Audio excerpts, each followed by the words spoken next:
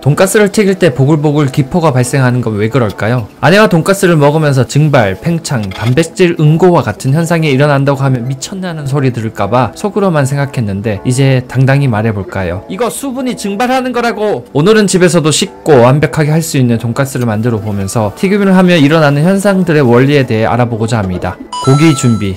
고기는 두 가지를 준비했습니다. 돼지고기 안심과 등심입니다. 안심은 누가 어떻게 튀겨도 부드러운 부위이고 등심은 그에 반해 잘못하면 질기고 퍽퍽할 수 있는 부위죠. 그래서 염지나 숙성 방법에 따라 고기의 맛과 식감이 어떤지 테스트 해볼 거예요. 안심은 4cm 굵기로 자르고 등심은 2cm 굵기로 자르겠습니다. 각각의 고기를 세 가지 방법으로 테스트 해볼 건데요. 첫 번째는 아무것도 하지 않은 고기를 튀길 거고 두 번째는 소금과 파인애플즙에 염지와 숙성하는 방법입니다. 저는 소금을 뿌리고 연육작용을 위해 파인애플즙을 묻힌 뒤 냉장고에서 숙성하겠습니다. 세 번째는 버터밀크에 담가두는 것입니다. 이 방법은 프라이드 치킨의 원조라고 하는 미국에서 쓰는 방법인데요. 6시간 동안 버터밀크에 담궈 냉장고에 두면 고기가 촉촉하고 부드럽게 됩니다. 버터밀크는 이렇게 버터밀크 파우더를 구매해서 버터밀크 파우더 2스푼에 물 반컵을 넣으면 됩니다. 버터밀크는 약산성이라 근섬유 단백질을 부분적으로 변성시켜 결합 조직을 느슨하게 합니다. 또 유청 단백질이 효소처럼 작용해 근육 단백질을 부분적으로 분해합니다. 여기에 소금을 넣어 간도 배게 해줍니다.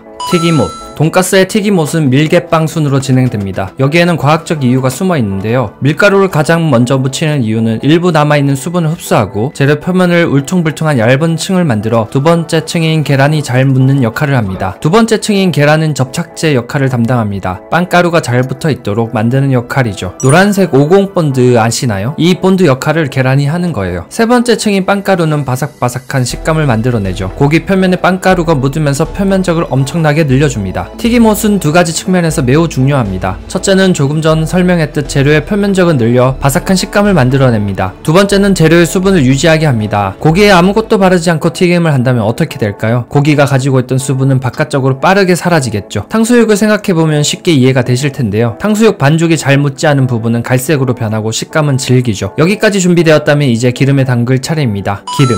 기름은 뭘로 사용하느냐에 따라 튀김의 결과물에는 많은 차이가 있습니다. 연돈처럼 돼지 지방인 라드를 사용하는 곳이 있죠. 라드 같은 동물성 지방은 포화지방 함량이 높아 더욱 바삭한 식감을 만들어냅니다. 다만 포화지방이 많은 기름의 단점은 기름이 식으면 왁스처럼 변하기 때문에 입안에 찝찝한 느낌을 줄 수 있습니다. 그래서 포장을 하지 않는 연돈에서는 라드를 사용할 수 있지만 연돈 볼카츠 같은 포장 전문 음식점에서는 라드를 사용할 수 없는 거죠. 가정에서 튀김을 한다면 튀긴 직후에 바로 먹을 음식이니 라드를 사용하면 좋겠지만 슈퍼에서 쉽게 구할 수 없습니다. 구미에서 유명한 돈가스 집에서 해표 카놀라유만 사용한다고 해요. 저는 그래서 튀김을 할 때면 주로 카놀라유를 사용합니다. 돈가스를 155도에서 튀길 건데 고기를 넣으면 온도가 금방 떨어지기 때문에 기름은 165도까지 예열해줍니다. 밀개빵 순서로 준비된 고기를 기름에 넣어줍니다. 높은 온도에서 튀기는 게 좋을까? 저는 155도에서 약 6분간 튀길 거예요. 이런 말 한 번쯤 들어보셨을까요? 고온에서 튀기면 음식에 흡수되는 기름의 양이 줄어든다고요. 이건 과학적으로 틀린 말입니다. 더 푸드랩에 따르면 오히려 더 높은 온도에서 튀길수록 더 많은 양의 기름을 흡수하는데요. 다만 우리가 튀긴 음식을 먹을 때 바삭하면 덜 느끼하게 느껴 더 높은 온도에서 튀길수록 기름의 양이 적다고 느낀다고 해요.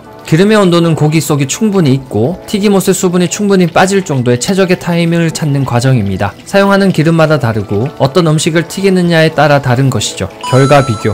자, 이렇게 6분간 튀기고 건져줍니다. 튀김은 이런 렉에 올려두기 마련인데 그보다는 키친타올에 올려두어야 기름이 더 잘 빠집니다. 렉이 튀김을 올리면 기름 표면에 장력이 작용해서 기름을 그대로 머물게 하기 때문에 실제로는 기름이 잘 빠지지 않습니다. 하지만 키친타올은 모세관 활동으로 기름을 흡수하기 때문에 튀김에서 기름을 더 많이 뽑아내서 더 오랫동안 바삭하게 합니다. 고기가 레스팅 되는 동안 야채와 소스를 준비하겠습니다. 돈가스에는 당연히 양배추죠. 얇게 슬라이스해서 준비하고요. 소스는 오뚜기 참깨 돈가스 소스가 정말 맛있습니다. 다른 거 준비 안 하셔도 충분해요. 소복히 쌓은 양배추에 돈가스 소스를 뿌리시면 됩니다. 그러면 돈가스와 먹을 때 환상궁합이에요. 소금만 준비해서 옆에 두시면 끝입니다. 먼저 첫 번째로 아무것도 하지 않은 돈가스입니다. 아무것도 안 했는데 솔직히 진짜 맛있어요. 이거 정말 너무 맛있는데요. 아무것도 하지 않았는데도 진짜 맛있습니다. 다만 고기에 밑간을 하지 않아 약간 싱거운 느낌이 있습니다.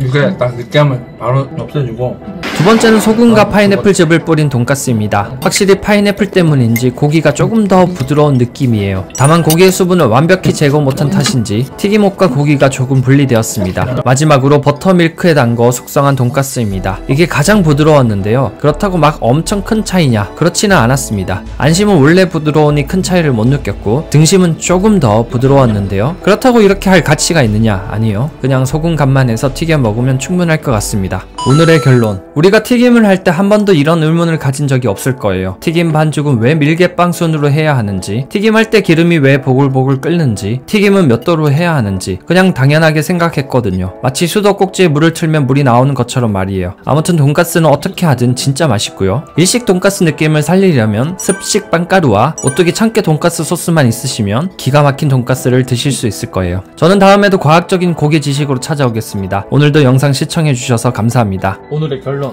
그냥 소금 간만 하고 튀기자. 다른 거 안 해도 된다. 끝.